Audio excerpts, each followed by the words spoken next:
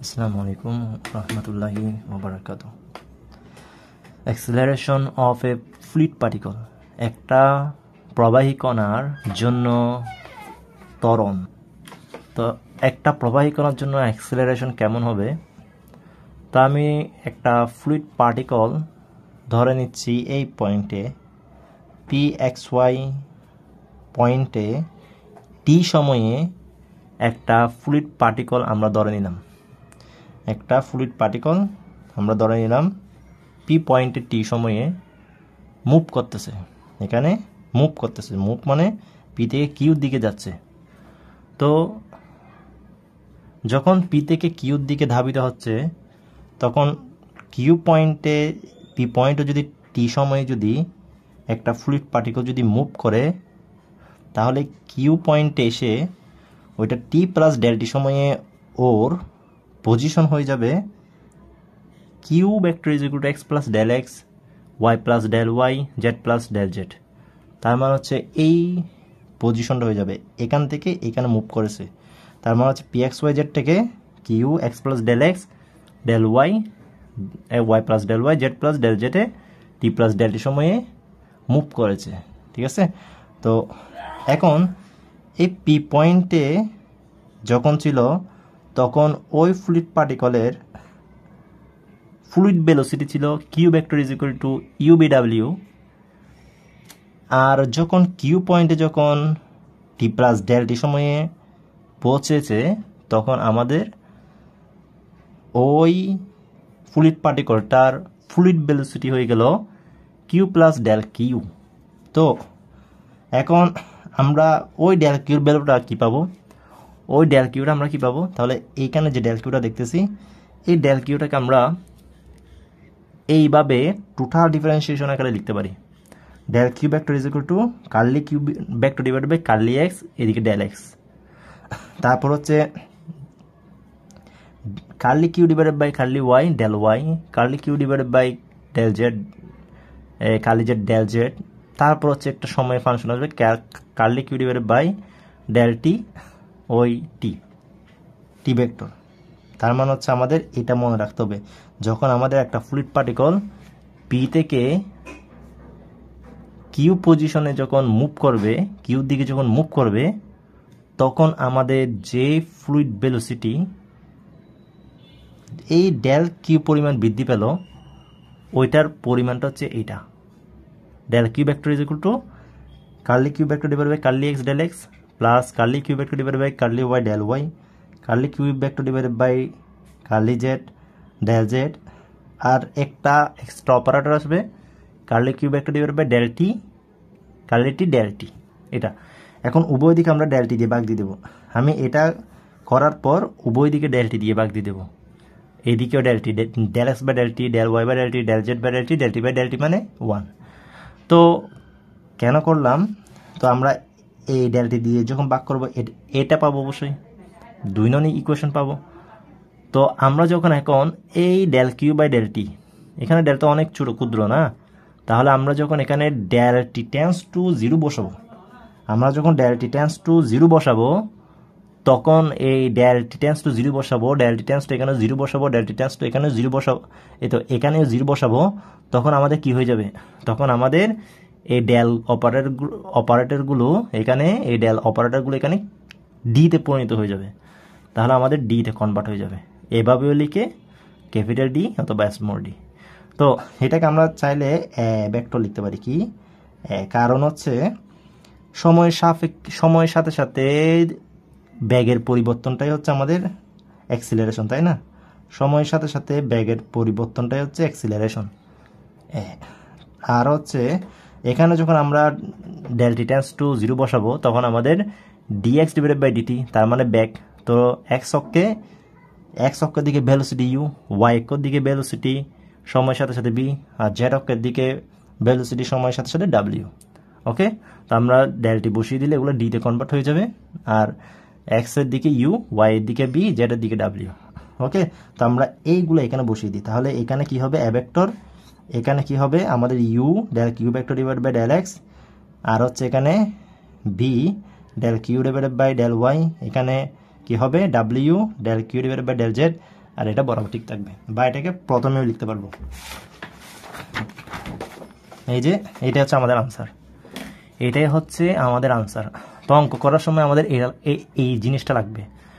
এখন আমি এইটুক পর্যন্ত একটা জিনিস লিখতে পারি, আমি এখান থেকে সবার থেকে কিউ ভেক্টর এখানে সবার থেকে কমন নিয়ে ফেললে U del del X, V del del Y, W del del Z, এটাকে আমি Q vector dot nabla vector লিখতে পারি, কারণ নাবলা মানে হচ্ছে আই ডেল ডেল এক্স, আর যা J del del Y, K del del Z, আর হচ্ছে কিউ ভেক্টর হচ্ছে আমাদের I U plus V J plus K W. তাহলে আমাদের কিউ ভেক্টর আর নাবলা ভেক্টরের ডট গুণনে এটা আসবে না? এটা অবশ্যই আসবে। ঠিক আছে, করে দেখেন, এটা আসবে অবশ্যই। তো এটার জায়গায়, এখানে এটার জায়গায় এই Q vector dot nabla vector বসিয়ে দিতে পারি, এই Q vector dot nabla vector. আর এখান থেকে সবার থেকে তো কিউ ভেক্টর আলাদা, আমি কি কমন নিয়েছি, তাহলে কিউ ভেক্টরটা এইভাবে বসবে, আর এখানে এটা বরাবর বসে গেল। তো এটাইও হচ্ছে আমাদের একটা আনসার। তো এটা আমাদের ম্যাথ করতে লাগবে। তো which shows the acceleration of a vector of a fluid particle. এরপর আমরা একটা ম্যাথ দেখি, এটা 2020 সালে এসেছে, 4 মার্কসের জন্য আসে। তো গিভেন ফ্লো ফিল্ড দিস, আমাদের প্রবাহ ক্ষেত্রটা হচ্ছে এটা। এখন অ্যাক্সিলারেশনের সূত্র কোনটা? ওই আমরা X I plus A Y J plus vector সাহায্যে এইভাবে রিপ্রেজেন্ট করি। তো আবার আমরা এখান থেকে এটা পেয়েছি, a vector is equal to del q by del t plus u del q by del x plus b del q by del y plus w del q by del z। তো এখন আমরা এখান থেকে এই del q by টি সাপেক্ষে এই কিউটাকে আমি differentiation করলে কি পাবো? এখানেও টি আছে, এখানেও টি আছে, এখানেও টি আছে, তাহলে আমি এখান থেকে পাবো এক্স স্কোয়ার ওয়াই। ঠিক আছে, আই এক্স স্কোয়ার ওয়াই, এখানে j b y square z, আর k vector c z 2 CZ, তাই না, 2 CZ। তাহলে আমি এটার ভ্যালু পেয়ে গেলাম এই পুরোটা। ঠিক আছে, এই পুরোটা, এই I x square Y J B square Y Z K C 2 CZ T, এইটুক। এবার আমি ইউটা লিখিনি, এই ইউর ভ্যালু কোনটা, এটা বরাবর এখানে বসিয়ে দেবো, ইউর জায়গায় রিপ্লেস করে দেবো। আর এখানে কিউ ভেক্টরটাকে এক্সের সাপেক্ষে করলে, কিউ ভেক্টরটাকে যদি এক্সের সাপেক্ষে করি, এখানে এক্স, এখানে তো এইগুলো 0, তাহলে 2aXy t, 2aXy t I 2aXy t এই, আর এটা তো আমাদের ইউ, তাই না, তাহলে এইটুকু পর্যন্ত। এরপর হচ্ছে আমরা কি করব, এরপর হচ্ছে আমরা ওই বিটাকে লিখবো, বিটাকে বরাবর লিখবো। তারপর হচ্ছে কিউ ভেক্টরটাকে ওয়াই সাপেক্ষে, তাহলে এখানে ওয়াই আছে, তাহলে I x square T J 2BYZ এখানে নেই, তাহলে এই যে, ঠিক আছে। তারপর হচ্ছে এটা সেমভাবে ওই ডাব্লিউটা ঠিক থাকবে। এরপর হচ্ছে টি সাপেক্ষে ডাব্লিউকে কী করবো, টি সাপেক্ষে কিউ ভেক্টরটাকে পার্শিয়ালি ডিফারেন্সিয়েট করবো এটা। তাই এখান থেকে আমরা পাচ্ছি ওই আই অপারেটর সবাইকে একসাথে, যে সবাই কোএফিসিয়েন্টগুলো সবার সাথে একসাথে, আর কে এর কোএফিসিয়েন্টগুলো সবার সাথে একসাথে।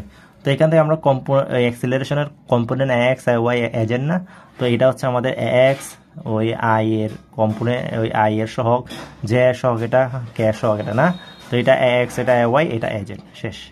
তাহলে আমরা এইভাবে অ্যাক্সিলারেশনটা বের করব। এখন আমরা স্ট্রিম ফাংশন নিয়ে কথা বলবো। স্ট্রিম ফাংশন, তো স্ট্রিম ফাংশনটা কি? এখানে একটা থিওরি যেটা 2017 সালে এসেছে। স্ট্রিম ফাংশনটা হচ্ছে আমাদের u is equal to minus curly psi divided by curly y, b is equal to curly psi divided by curly x. This function psi is called the stream function. এই সাইটাকে আমরা বলবো stream function or the current function or Lagrange's stream function. তো যদি এটা হয়, stream function হতে গেলে u is equal to minus ওই curly psi by curly Y, B is equal to curly psi by curly x, এটা হতে হবে। এটা হলেই স্ট্রিম ফাংশন আমরা বলবো। সাইটাকে কি বলবো? Stream function. দেখেন এটা 2017 সালে এসেছে। Find the stream function psi X Y Z. তাহলে psi X Y Z function, আমাদের স্ট্রিম ফাংশনটা বের করতে বলেছে। ওই সাই এর ভ্যালুটা ফর দ্য ভেলোসিটি, এই U is equal to U of capital T, V is equal to X এর জন্য। তো আমরা গিভেন দেওয়া আছে না, তাহলে আমাদের ভেলোসিটি ভেক্টরগুলো দেওয়া আছে ইউবি, ইউ দেওয়া আছে, বিউ দেওয়া আছে। তো আমরা কি জানি, আমরা জানি যে ওই স্ট্রিম ফাংশন থেকে আমরা কি জানি, U is equal to minus curly psi by curly Y, B is equal to curly psi by curly X. Clear? তো আমরা এইখান থেকে এখন ফ্রম এই দেখেন এটা হচ্ছে আমাদের গিভেন, আর আমরা স্ট্রিম ফাংশন থেকে আমরা কি জানি, এই দুইটা জানি, তাই না? তাহলে তো আমরা এই দুইটা স্যাটিসফাই হলে তো আমরা ইউটাকে সাইটাকে কি বলবো, স্ট্রিম ফাংশন। তাই আমাদের স্ট্রিম ফাংশন হতে গেলে এই দুটো হতে হবে, ইউর ভেলোসিটি হচ্ছে এটা আর বি হচ্ছে এটা, ঠিক আছে? তো এখন আমরা ওই ইউ জায়গায় কাকে বসিয়ে দেবো, ইউ অফ টিকে বসিয়ে দেবো, ক্যাপিটাল ইউ অফ টি, আর বি এর জায়গায় কাকে বসিয়ে দেবো, এক্সকে বসিয়ে দেবো। তাহলে আমি এর পরটা দেখাচ্ছি। তাহলে এই 3 নং পর্যন্ত লিখেন, 3 নং পর্যন্ত লিখেন, এখনও ক্যালকুলেশন আমি দেখাচ্ছি। তো এই আমাদের minus curly psi by curly y, এই যে curly psi by curly y is equal to capital U of t, ঠিক আছে? তাহলে আর এদিকে কি আছে, curly psi by curly x is equal to a x. তো এই এখন আমরা কি করতে পারি দেখি। তাহলে এখন আমরা কি করব, এখন আমরা এখানে ডেল ওয়াইটাকে এই পাশে নিয়ে আসি, minus curly Sai is equal two, এই মাইনাসটাকে এদিকে মাইনাস না দিই, মাইনাসটাকে এই পাশে নিয়ে আসি, তারপর হচ্ছে U of T del Y, এই ডেল ওয়াইটাকে এই পাশে নিয়ে আসলাম। তাহলে এরপর হচ্ছে এখন আমরা ভেরিয়েবল সেপারেশন হয়ে গেল, ওকে? তো ভেরিয়েবল যেহেতু সেপারেশন হয়ে গেল, এখন আমি যদি ইন্টিগ্রেটিং করি, তারপর হচ্ছে আমাদের ইউ অফ টি তো এখানে কনস্ট্যান্ট, আমাদের এখানে তো ডেল ওয়াই আছে যে, তাহলে ইউ অফ টি তারপর হচ্ছে ডেল ওয়াই ইন্টিগ্রেটিং করে দিলাম, তাহলে এটা হয়ে যাবে আমাদের সাই। তাহলে এদিকে ইউ অফ টি এই ওয়াই হবে ওর, তারপর হচ্ছে আমাদের এখন এটা তো ওয়াই সাপেক্ষে এদিকে না, এদিকে তো ওয়াই সাপেক্ষে, আর এটা তো এদিকে সাই না, সাই তো আমাদের এক্স ওয়াই টির ফাংশন, সাই আমাদের কি, সাই আমাদের এক্স ওয়াই টি এর ফাংশন। সাই যদি এক্স ওয়াই টি এর ফাংশন হয়, আর এখানে তো ওয়াই আছে না, এখানে তো ওয়াই আছে, তাহলে আমাদের কনস্ট্যান্ট এফ অফ এক্স টি ধরা লাগবে। আমাদের কনস্ট্যান্টটা কি আসবে, এফ অফ এক্স টি। এখানে কি আমাদের এক্স আছে, এক্স তো নেই, আর টি তো কনস্ট্যান্ট, তাই না? টি তো কনস্ট্যান্ট নয় তো টিতে তো আমাদের কি হতো না, এদিকে আমি বাইরে নিয়ে আসতাম না, তাই না? কনস্ট্যান্ট আনতাম না এদিকে। তো আমি কি করলাম, ভেরিয়েবল সেপারেশন করলাম, তাহলে আমাদের এখানে ওয়াই সাপেক্ষে ইন্টিগ্রেশন করলাম, তাহলে আমাদের এফ অফ এক্স টিটাই কী হবে, কনস্ট্যান্ট হবে। এই এক্স আর টি হচ্ছে আমাদের কনস্ট্যান্ট হবে, তো আর একটা নিউ ফাংশন আনলাম এফ, ঠিক আছে? তো এইভাবে কিন্তু ধরে নিতে হবে, যেটা করেছেন ওইটার মধ্যে যেটাকে মানে এখানে যাকে আপনি কি করছেন, যাকে আপনি এখানে যার সাপেক্ষে আমরা ইন্টিগ্রেশন করেছি, সে ছাড়া বাকিগুলো হচ্ছে আমাদের কনস্ট্যান্ট, তাই না? তাহলে হচ্ছে এক্সটি হচ্ছে আমাদের এই এক্সটি আমাদের কনস্ট্যান্ট। তো একটা নিউ ফাংশন আমরা ধরে নেব, এখানে চাইলে 5 ফাংশন অফ 1 এরকমও সাপিস দিয়ে লিখতে পারতাম, ঠিক আছে? তো এফ ধরেছি, ঠিক আছে? এখানে যেহেতু সাইজ আছে, এখানে আমরা এফ ধরবো, এইটাই হচ্ছে কথা। তো এর এই একটা আমাদের নিউ কি চলে আসলো, একটা আমাদের এফ অফ এক্স টি মানে হচ্ছে নিউ একটা আমাদের কনস্ট্যান্ট চলে আসলো। তো এটার ভ্যালু বের করে আমি যদি বসিয়ে দিতে পারি, শেষ। এটার ভ্যালুটা বের করে আমাদের শুধু বসিয়ে দিতে হবে এখন। ক্লিয়ার? এখন আমরা এখানে আবার এই এক্সের সাপেক্ষে পার্শিয়ালি ডিফারেন্সিয়েশন করি, এটাকে এক্সের সাপেক্ষে পার্শিয়ালি ডিফারেন্সিয়েশন করি, কারণ এখানে এক্স আছে, তো আমি এখানে যদি এই এক্সটা যদি বসিয়ে দিই, তাহলে আমাদের কিন্তু কাজ প্রায় শেষ যাবে। তো এখানে যেহেতু সাইকে এক্সের সাপেক্ষে করেছে, আমি এই দিকেও এক্সের সাপেক্ষে সাইকে কী করবো, পার্শিয়ালি ডিফারেন্সিয়েটিং করবো। তাহলে আমি এখান থেকে কী পাই, এক্স হলে এটা তো আমাদের এখানে এক্স নাই, এটা 0 হবে, তাহলে আর এদিকে হবে, এখানেও তো এক্স আছে না, এফ এর ভেতরে তো এক্স আছে, তাহলে আমাদের ডেল এফ বাই এই ডেল এক্স, ঠিক আছে?